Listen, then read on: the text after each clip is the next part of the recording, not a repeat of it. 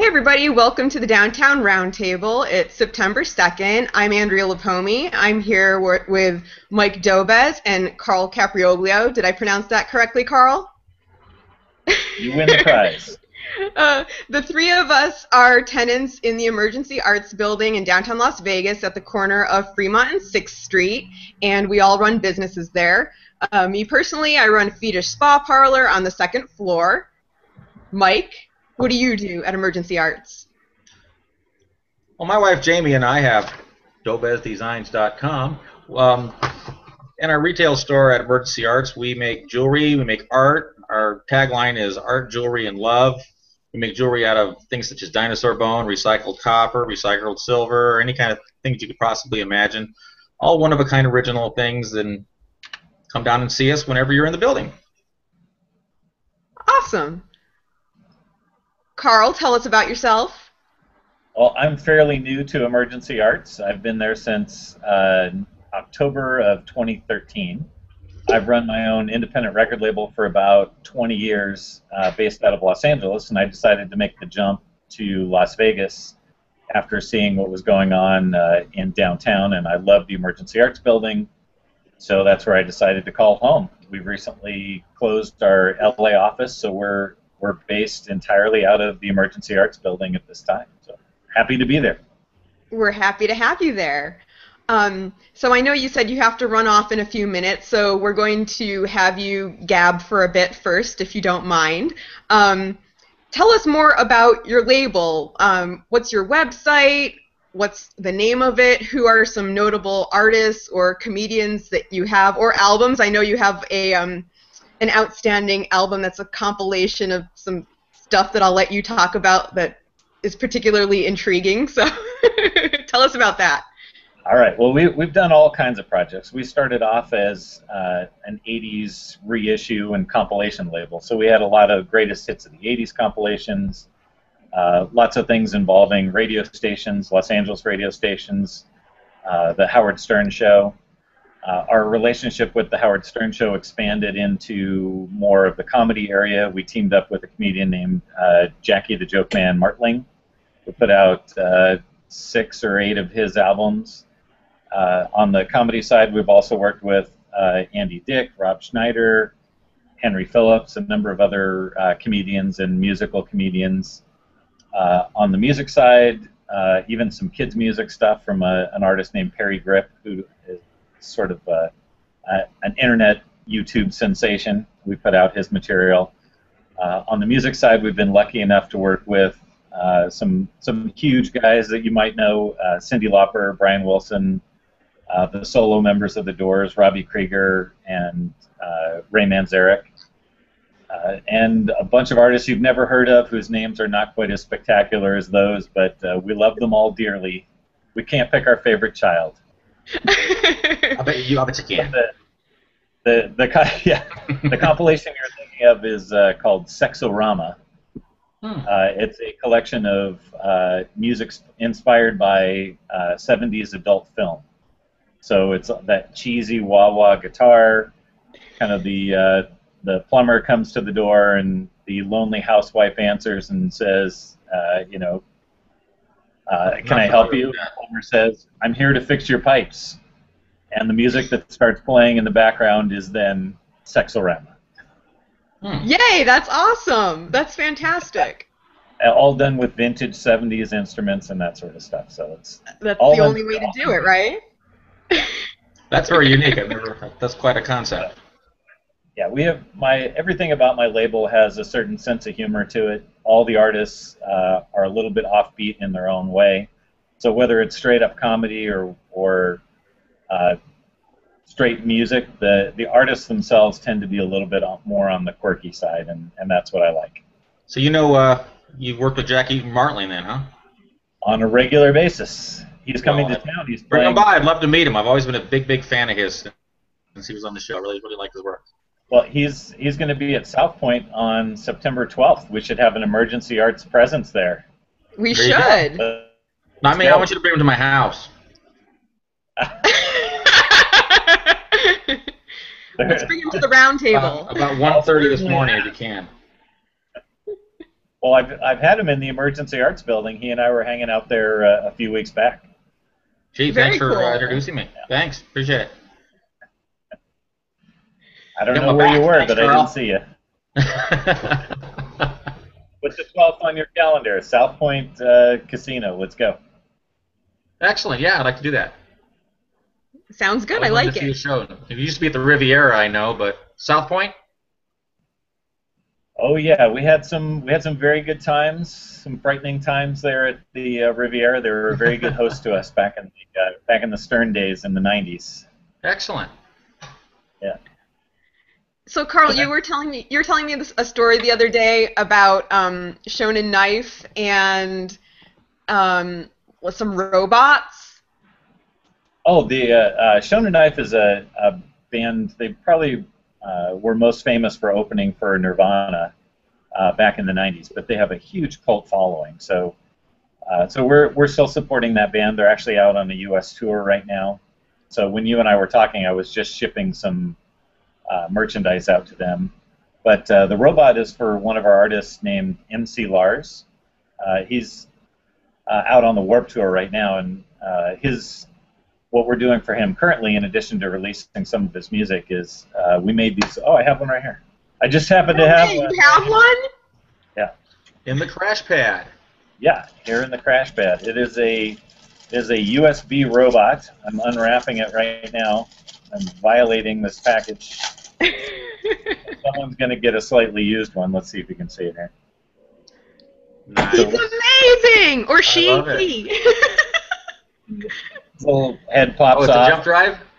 Yeah, it's a little 4 GB USB drive, and it's loaded with his albums and Oh, wow. videos and all that kind of stuff. So you plug it into your computer, you transfer over the files, and then you have a little robot USB to use for whatever evil purpose you want.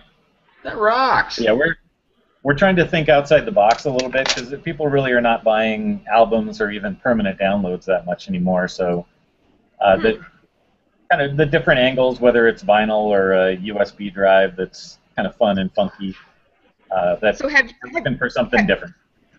have you noticed then, like recently, an increase in interest in more of like I guess collectible items, for lack of a better word? Yeah, well, you can imagine being at a show. The thing that motivates people to buy when they're at a show is very often they may Chicks. not find that again. It's a concert T-shirt that has the name of the show and the date of the show. They know they're not going to be able to get it somewhere else. Right. So something like this USB robot is not something you can just walk into any record store and get or find online. It's something that, in the excitement of the moment, you want to have something to remember your show by. It's unique and different enough that it motivates people to buy. Even a brand new album is not enough to motivate people to buy anymore. They can listen on Spotify, see if they like it. If they do, maybe they buy it on iTunes. But having a CD there is not really enough of a motivator to get people excited at a show. It has to be something unique and It's not novelty. exactly, Mike. It has to have that wow factor, that novelty factor that gets people to open up their wallet on the spot. Yeah, that's something that, right now, in all seriousness, could not tell you where there's a music store, where there's a standalone music store. Everything I buy is online now. I always download them and buy them that way. Well, in Vegas, we're lucky enough to have a couple of a small chain out here called ZIA, and they sell new and used stuff, but really there's not that much out here. Well, that's a good idea. Like the jump drive's a cool idea. Was that your idea? It was, yeah. Wow. That's awesome. Clever. I'm a genius, I tell you.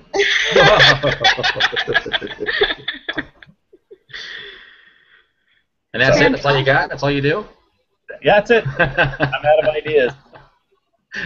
So we're working on a couple of other fun things that it's a little bit too early to talk about, but on future roundtables, I'll definitely bring those up and have you guys out for a little bit more fun and excitement. I like Excellent. it. Yes. Well, that was a great opening act. It's going to be hard to follow, Carl. Yes, this is our first downtown roundtable ever, and I should point out that all three of us are broadcasting from our respective homes / crash pads, so when you come to our actual offices, it will look nothing like this or that. It'll look like Savers. I've got like a Star Trek convention booth behind me. Well, you do. Look at you. Yeah, we need to jazz it up for our band. Well, that's awesome. So, Carl, I'm not kicking you out of the round table, but I'm not telling you have to stay. I don't want to make you late for your important meeting. I appreciate you taking the time to hang out with us, so thank you. No problem at all. I'm going to take off, and I'll see you guys in Emergency Art sometime soon, maybe in the next few hours. Yay! Excellent. Good to see you, Carl. Bye, guys. Bye, Carl. Yes, that was quite an opening act, and it's going to be a tough one to follow. He's got a USB robot, and I've got a piece of paper folded in half. Well, and that's more than what I have, so I think you should go next, Mike. I think you should tell us, first of all, about your, well, let's say, how long have you been in Emergency Arts now with Dobez Designs and Jamie and your jewelry, which I happen to be wearing. This is the Jamie Dobez original. I remember that piece. Excellent. It never looked better than hanging on you. Aw, thank you. You're so sweet. And it's like quartz, right? With a, like she called it a ghost inside of it. Yes. But what she does is she cuts the bezel out of silver, puts the crystal in it, and in the back of the bezel she'll cut out a shape. And when you have like a translucent stone and stuff like that, you can actually see right through it. So. Very cool. Well, she did some, I love it. It's very special. I've never seen anything else like it, and I wear it with pride. So that's what we really specialize in. Although I do a lot of pieces that are, what I call production, where I'll repeat like a lot of the penny items and the earring items and the bullet items that I do. Jamie doing two of the same thing, I don't think I've seen her do it yet. And you wonder when it's going to run out of options that you can have. But she's really amazing, and all of her stuff is all unique and one of a kind. Only thing that's the same on her is the chains. We actually purchased the chain. It's not worth making silver chains. But the chain mail and the copper and things I do as well, I make all those by hand, because anyone can just go into Charming Charlie's or Walmart and buy a cheap piece of jewelry. So we're looking for something a little more unique and something that people really can call their own. Yeah, that's awesome. I think your stuff is so unique in and of itself, and the concept of your shop is really unique too. I don't think I've ever seen anything else like it. When I first met you guys, was it 2 summers ago? Or well, last summer. About 15 months now. Okay, yeah. I remember walking in and thinking that something's wrong with these people. Yes. Well, and the first thought was something's wrong with these people. The police. I really like these people. The third thing was these pieces are so unique and amazing and incorporate so many natural elements that I felt like I was walking into like a high-end museum gift shop.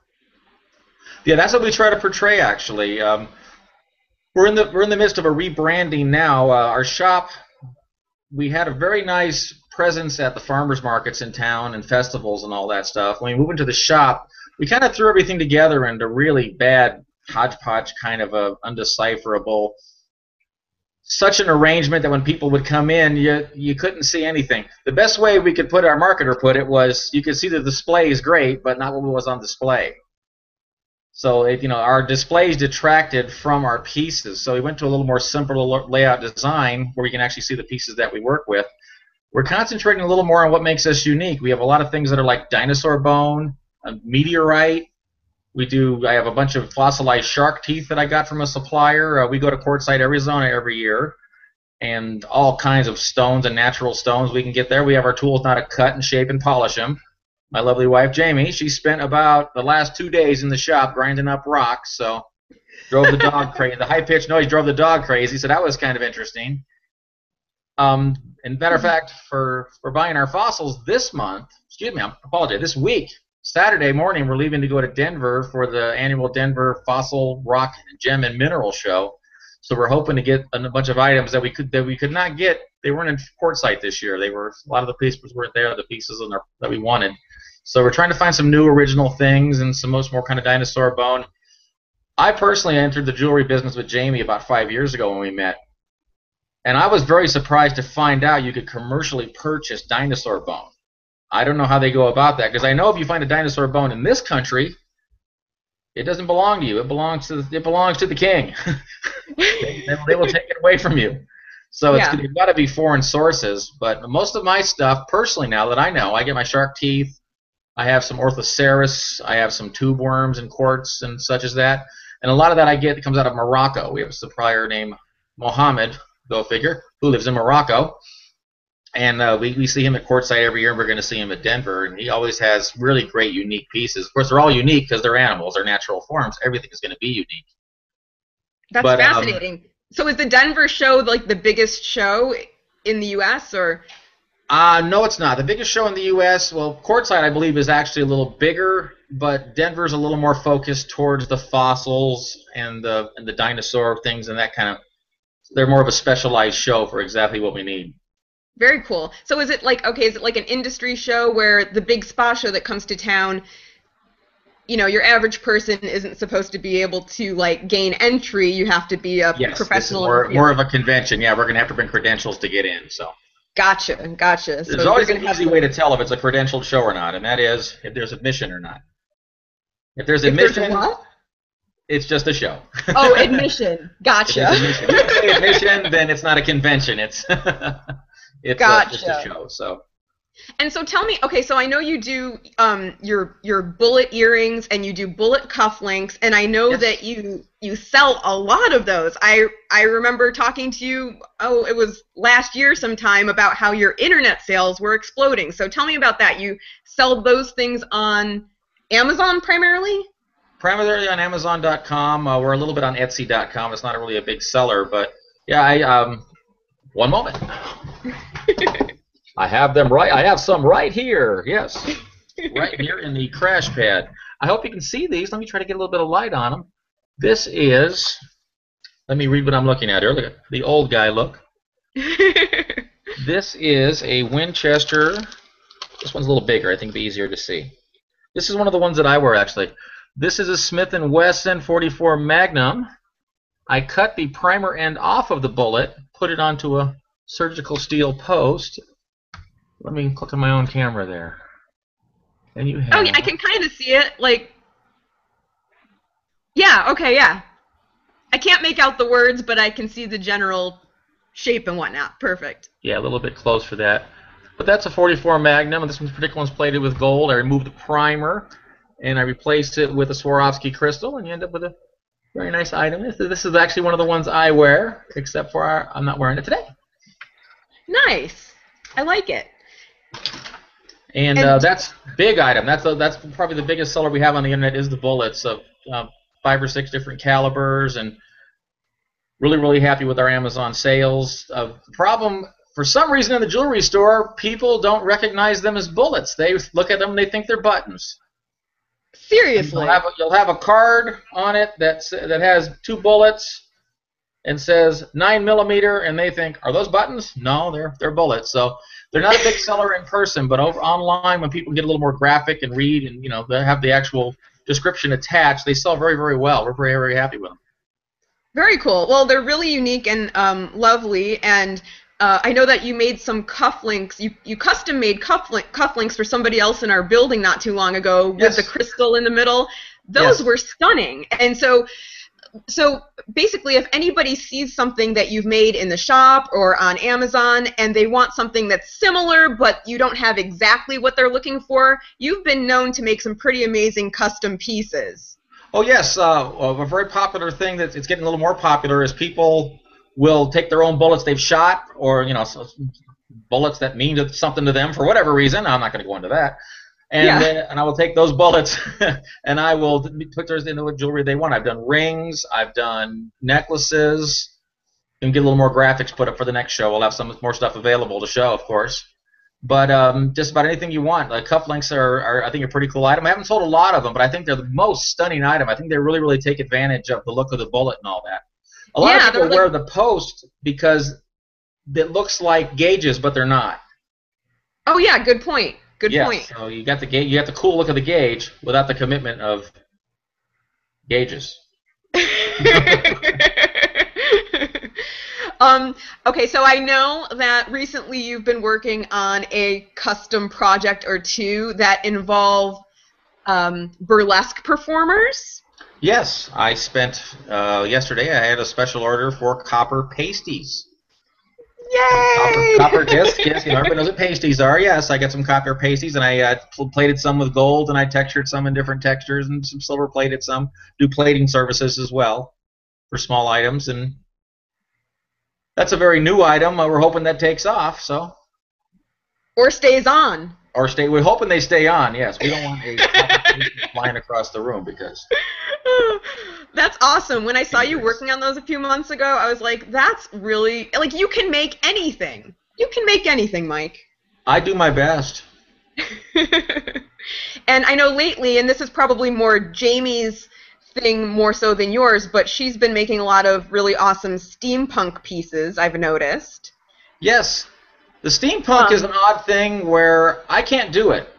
I No? always tell her, you've done enough, that's enough. No, I understate it way too much. And she says, no, you got to put 17 more gears on it, or it's just not going to look right. So, and it's just, I don't have the look for that. That's why I think we have such a great partnership. Is I feel she fills in the gaps for things that I really don't understand. And to be honest, and I worked at a plumbing shop before. I was an insulator for a plumbing shop for the local school district here for many years, and that's how I got my experience with copper.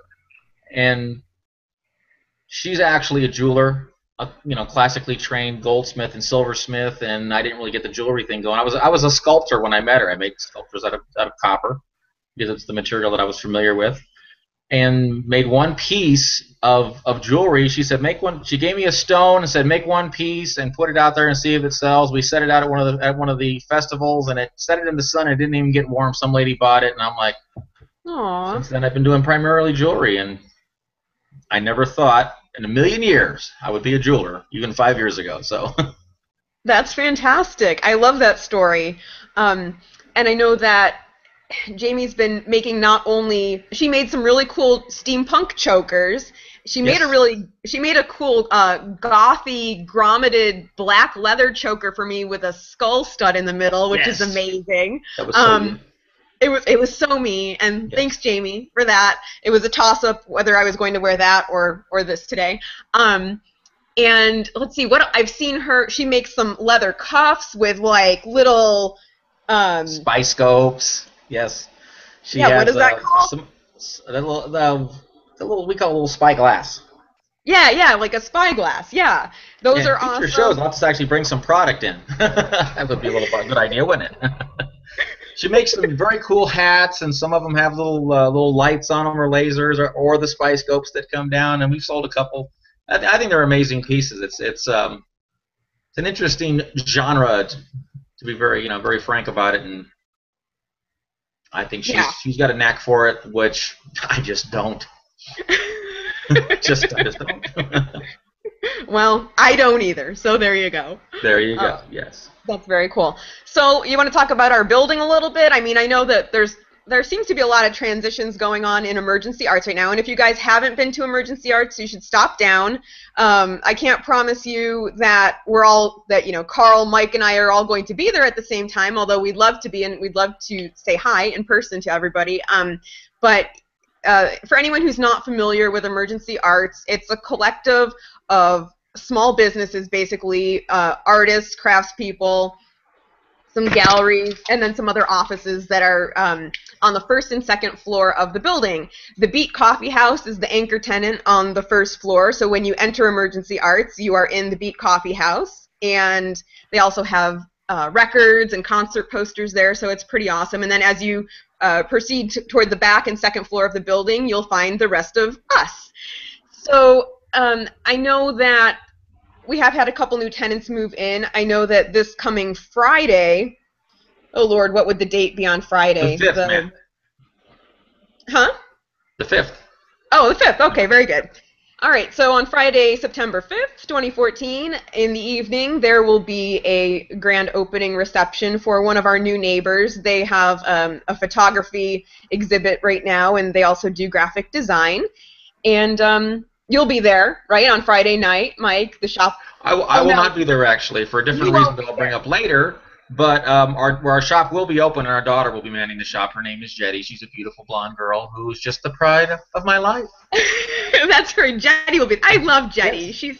She's quirky. I do We'll have too. to have She's her my at baby the round girl. table soon. So anybody can come down and visit Dobez Designs. You guys are on the first floor, and they can check out all of your wonderful stuff we've been talking about.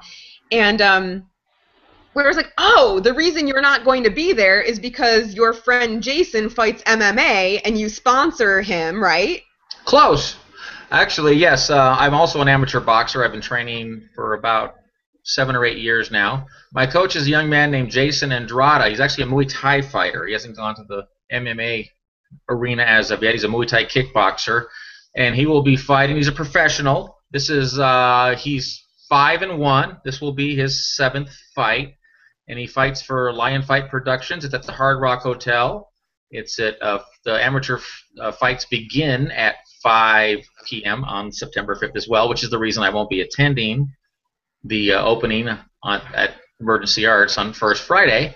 But if you want to see that, he's on Access TV, is where the Lion Fights are shown. If you have DirecTV, I know it's on DirecTV, or you can look up Access TV Lion Fight, and they live stream it on several websites as well. So he's a young man I'm very, very proud of. He's got his weigh-ins on Thursday. I'm going to be there for that. And known him since he was 18 years old, and now he's older than that. Quite a fighter, an inspirational young man. It's really, really, the word inspirational comes up a lot because I'm very, very inspired by these young men and their dedication, and women as well. I know a lot of women fighters as well.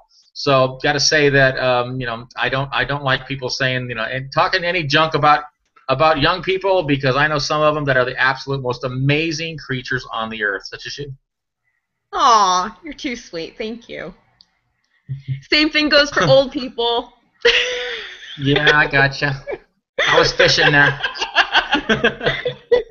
Well, at the same time, why don't you tell us a little bit about Feetish Spa Parlor, which is upstairs, I'm actually a customer. I'm not only a fan, I'm also a customer. You're very, very amazing at work. I know you do nails. I haven't got my nails done yet. My nails take quite my fingernails take quite a beating, being in the jewelry business with all the abrasives that I deal with. But otherwise, you're an esthetician. Yep. And tell us more about you, and we'll talk about that a little bit. Okay, sure. So Feetish Spa Parlor has been open on the second floor of Emergency Arts since February 15th of 2013. And people are oftentimes surprised. Maybe you find this too, Mike, when people come in through the building and they're like, how long have you been here? And then you tell them that you've been there for over a year, and a lot of times they're kind of surprised. They're like, oh, I had no idea you were here, or I've been coming here for 5 years, and I didn't know this was up here. Right, exactly. So that's funny. But I'm a nail tech, so I do manicures and pedicures. I even do a 2-hour pedicure that has a whole lot of foot massage in it, because performing foot massage is one of my favorite things to do in the whole world. I probably just lost 75% of our audience right there, because they're like, I can't relate to that at all. That's disgusting. I hate feet, but that's... They may hate rubbing feet, but they like to have theirs rubbed. They like to have theirs rubbed, yeah. Yeah, they may hate rubbing feet, other people's. But you can touch theirs. Right. So you could get a 2-hour pedicure if you wanted to. I do a really kick-ass foot treatment called a Feetment, the signature Feetment. I do back facials, I do facials, I do body treatments. I sell Dermalogica skincare, and it's a really great skincare line that a lot of people have heard of. It's really popular overseas. It's interesting when tourists come to Fremont Street and then they find me on the Dermalogica website because they can't get Dermalogica in their respective, let's say, European countries, or even like Australia. Banned I think in it's 14 very countries. So, maybe. I don't know. I don't ask questions. But so if you're looking for Dermalogica, you should be looking for me. And that's pretty much it right now. Much like Carl, as you know, Mike, but we're not going to talk about it yet because it's still in the early stages. I've got what I think is a fascinating spa parlor project in the works. It's in the very early stages, though, so we'll save that for a future roundtable discussion. Once again, we might have some fresh news coming up next month as well. It's hard to say what's going on. There you go. I'd like to know more about the feet mint, though. Please tell us more about that. Yeah, sure. So it starts out with a foot soak, and then you'll be sitting down for that part, but then you'll be laying down on your back for the remainder of the treatment on a cushy massage table with a cushy pillow behind your head. You'll get a foot scrub, and you'll get some steam towels that are warm and yummy wrapped around your feet, and you'll get a whole lot of foot massage using a tingly peppermint foot balm. And at the end of the treatment, you get to take the whole remainder of the tube home with you. And it's very popular, and people seek it out, and I just really love performing it. So thanks for asking. Yes, I don't think I've had that particular treatment, but many of your treatments are very, very good, and as well it's a beautiful atmosphere, which Thank you. kind of contrasts from the rest of the very industrial, old hospital-looking building. When you come in there, it's a very nice, calm, pleasing atmosphere with a wonderful woman running the place. Oh, thank you so much. It's really, really amazing. I think you've really got a really good niche. You've branded yourself very well. Very, very proud of you. Thank you. Thanks. I like to I love the time I spend in my office. I love the time I spend with my neighbors in the building. The time we spend just, chatting or whatever, going to Container Park, getting boba slush, whatever we do. I love being downtown. I love our neighborhood. I love our people. I love our tribe. And I can't see myself setting up shop anywhere else. I want to stay downtown in our community for as long as I'm able to do this kind of work. So. Well, it's really amazing how you're set up in the end of the hallway. It's just like your own little Feetish cave back there, and it's really, really amazing. That's how I like it. You're quite an addition to downtown. It's really amazing. You're not from Las Vegas originally, right? You're from New York, I believe, right? I'm from Rochester, New York. So I'm from upstate Western New York. I speak more like a Canadian than someone from New York City because Rochester is about 400 miles northwest of New York City. And I've lived in Vegas for over 7 years now.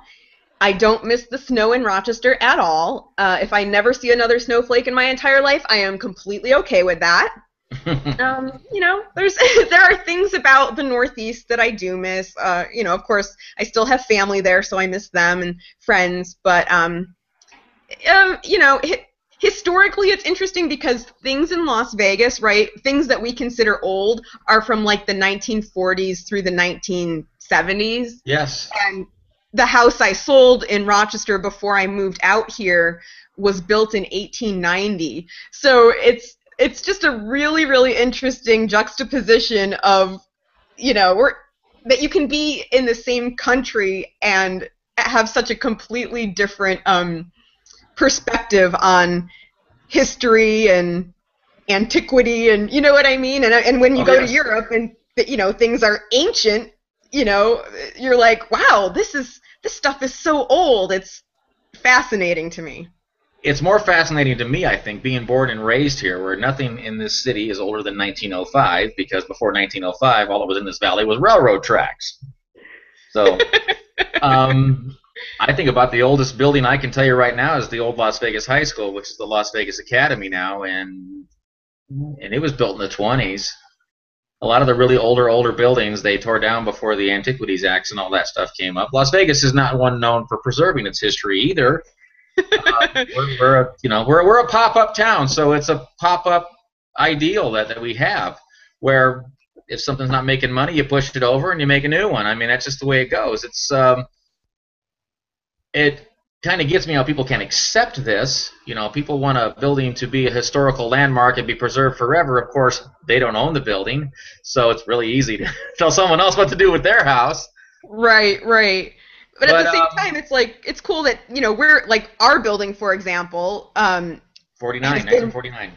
There you go. See, it's been repurposed a couple times. It was a J.C. Penney originally, yes. Then it was a medical clinic, and now it's a mishmash of artists and small business restaurants, people. Artists, and wandering vagabonds. There you go. And I we know have a share of those as well. So it is a shame. Now, when you first came here 7 years ago, you said downtown Las Vegas 7 years ago, I wouldn't, it's one of the places you didn't want to break down in a car. It was an absolutely horrible, terrible side of town, terrible part of town.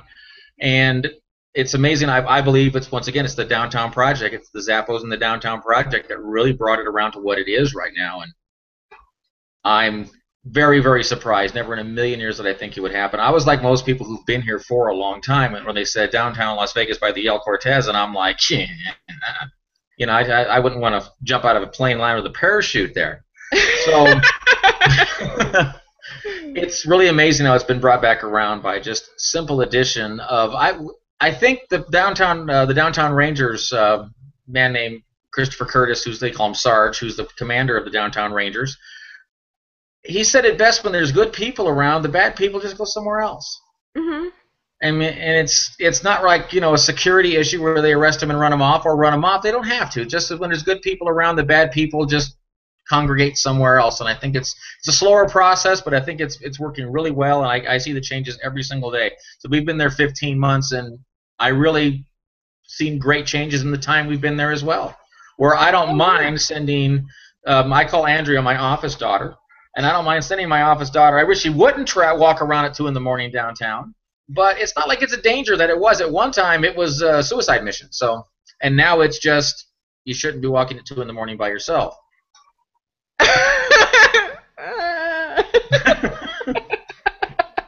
Yeah.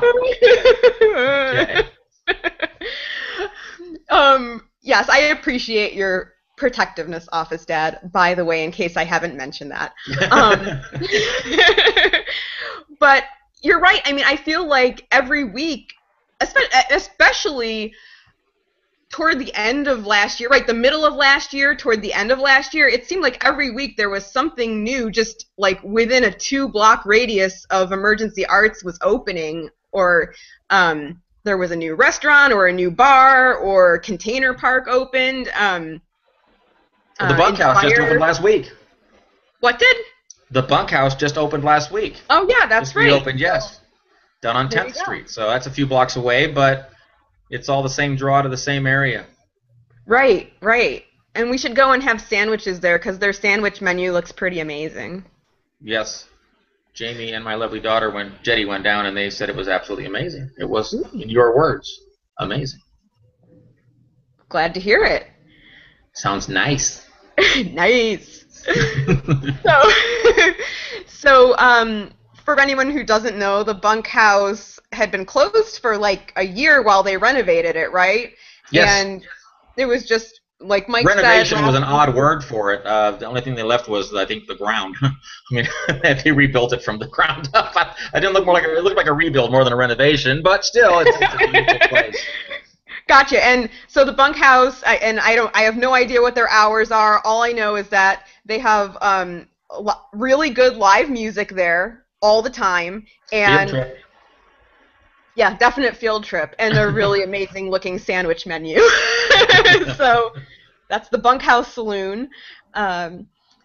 What else? What else is going on in the hood? I know over in the old Fremont Country Club, which no one knows what that is that's listening, but the old Fremont Country Club is supposed to have a grocery store, like a grocery store, green market, like a green market restaurant opening up in there soon. They're right next progressing to it. pretty well on that.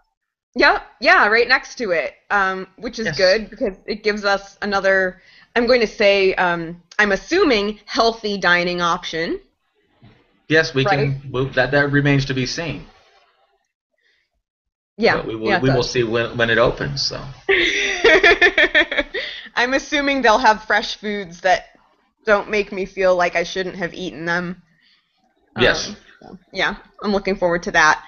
And parking is different now. Did you notice behind? I call it the heart lot because last year it had like big sculptural hearts in it. Oh yes. It's right behind Emergency Arts, which also happens to be right behind the Ogden, which is that really tall apartment building. So something changed recently with parking, and now it's $3 an hour, I believe, between what is it, 5 a.m. and 6 p.m. And then from 6 p.m. to 5 a.m. it's $10 flat rate. Yeah, I know. I think you just park in the street and get a ticket. It'd be cheaper, wouldn't it? I just pay the parking ticket and you're all right. You save money. Right? Well, Yeah, I think you're right. Because I thought that was owned by the El Cortez, and it may still be. They may just be administrating it through the city, but I don't know. Parking situation. That is the only real that I believe is a situation, and that is if an influx of people shows up, parking is pretty tight. This is true, and it's getting tighter as the neighborhood gets more popular, especially Yes. With this influx of like nightlife events. And I know the other night it was last night, they had closed off our block of Fremont from 6th to Las Vegas Boulevard, and they had like half pipe set up, and there was like a snow cone food truck I saw. Oh yeah, some And bicycle event, some freestyle event. I saw that. Yeah, I think it was like an award ceremony for like people who are doing good work in the community, but it also had, for entertainment, had like biking and skateboarding and stuff like that. So, Cool. and that I didn't even know about that until I saw it. So there's always something exciting going on somewhere around our building. And Now you usually don't work until afternoon on Saturdays, and I'm in there a little earlier sometimes. But I'll tell you what, just about every Saturday, especially in the spring when it's not quite as hot, just about every Saturday there's a running event down there. They're blocking off streets for a running event, so it's always something really going on down there. So, and it's great when you ride your bicycle, like me, no problem. Parking's easy. So you can ride your bicycle. It's only 25 miles. Come on. Don't be such a baby. Yeah, right. Can you picture me riding my bike 25 miles with my rolling luggage full of laundry behind me? I can see that. Yeah? Yeah, I can see you doing that, sure. Recipe for disaster. If you had to, I mean, you know. But anyway, do we have anything else? I think that's it. I think to wrap things up, we're going to aim to make the Downtown Roundtable at the bare minimum a monthly occurrence, and sometimes it may have 3 people, sometimes it may have 2 people. If I upgrade my tech situation, it may not always even be on Google Hangouts. Perhaps it will be 2 or 3 people sitting in a room somewhere having an actual face-to-face conversation. We'll see where it goes, but Can't wait to see. I'm pretty excited about this. So am I. Thanks for being a roundtable participant, Mike Dobez. You know, you can always count on me for things such as this. And come down to see us at Dobez Designs and, of course, Feetish Spa. And thanks, everybody, for tuning in. Thanks, everybody. Bye.